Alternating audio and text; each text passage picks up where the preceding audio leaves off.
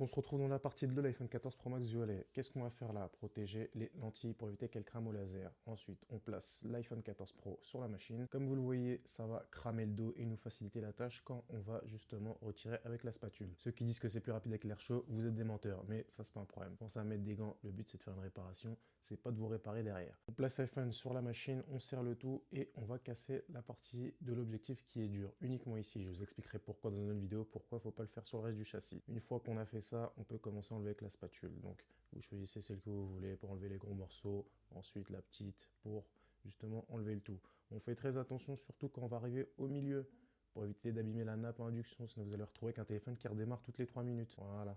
Ensuite, on fait le pourtour des appareils photo. Ensuite, on essaye de fitter avec la Velvet pour voir si tout est bon. Une fois que c'est tout bon, on va prendre la colle. Ici, on va prendre une colle et dès que ça devient bleu, on peut l'appliquer. On en met partout sur le châssis, sauf au milieu, là où il y a la nappe à induction. Donc, comme vous le voyez, on essaye d'éviter surtout le milieu. Ensuite, on met la nouvelle vitre toute propre. On nettoie les contours de l'écran pour l'excédent de colle qui va venir. Une fois qu'on a fait ça, on met les pinces. N'hésitez pas à en mettre plusieurs pour qu'on solidifie le tout. Plus il y en a, mieux c'est. Donc là, la cliente va repartir avec une vitre à air neuve sans pour autant avoir changé le châssis.